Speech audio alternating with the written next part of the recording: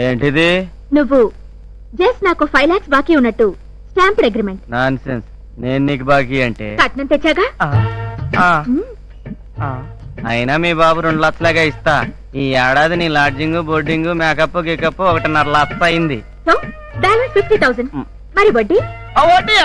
మా నాన్న వడ్డీకేగా తెచ్చారు. Just 5 rupees interest. Too much. 2 rupees కి మార్కెట్ లో దొరుకుతుంది. నేను ఒప్పుకోను. అమ్మో 1,20,000. ఎగ్జాక్ట్లీ. ఇంకా ఇప్పుడు ఇంట్లో ఇంటి పని, వంట పని, తోట పని, చివరికి లాండ్రీ పని కూడా నేనే చేస్తున్నాను. ఎవరి కోసం? నువ్వు ఇంటి కోళ్ళవి. ఈ డైవర్స్ ఇస్తే ఇక కానుగా. అది కాదు. అందుకే ఇప్పటి వరకు చేసిన ఒక్కో డ్యూటీకి కనీసం నెలకి 1000 చొప్పున జీతం అడిగినా 40,000 అవుద్ది. అంతేగా?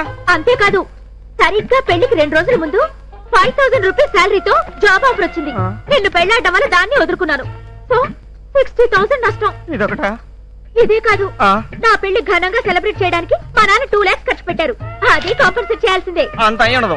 నేను నమ్మను. అసలు పాయింట్ ఇంకొకటి ఉంది. ఎంత సాదా సీదా కాల్గాల్ దగ్గరికి వెళ్ళినా నైట్ కి మినిమం 500 ఛార్జ్ చేస్తుందట.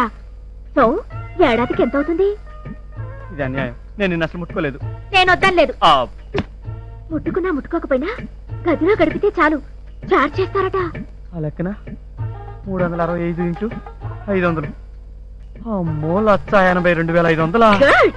చూడండి మొగుడు గారు, ఇలా నేను నష్టపోయిన ప్రతిదానికి ధర కట్టాలి అనుకుంటే 5 లక్షలేంటి, అంతకంటే ఎక్కువే అవుతుంది. కానీ నేను రీజనబుల్ గా ఎంత అడుగుతున్నాను? Only 5 lakhs. లూసీ ఫాదర్ 20 లక్షల కట్నంతో పాటు గ్రీన్ కార్డ్ ఇస్తాను. అంటే ఆ 20 మైనస్ 5 15 ప్రాఫిట్. No problem. ఇలా పెడతా.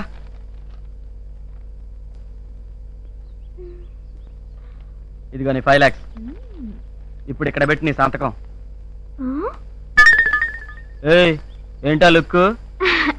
అన్నట్టు శంకర్, మా బ్రదర్ దగ్గర నుంచి వీసా తేలేదనే కదూ ఈ డైవర్స్? మీ బాబు దగ్గర నుంచి పైసా కూడా తేలేదని. ఏం తెస్తావా? 5 lakhs. ఆ మాత్రం దానికి మా వాళ్ళ దాకా ఎందుకు శంకర్? ఈ 5 ఉంచుకో. ఇది నా పర్సనల్ మనీ.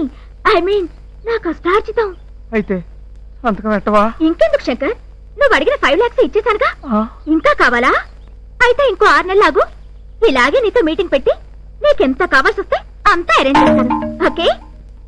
నా మీద కోపం పోయిందా? డబ్బిచ్చేసాను కనుక పోయి ఉంటుందిలే. రైట్? ఇంకా అలాంటప్పుడు ఈ విడాకులు మాత్రం ఎందుకు? హాయిగా సంసారం చేసుకుందాం. ఓకే?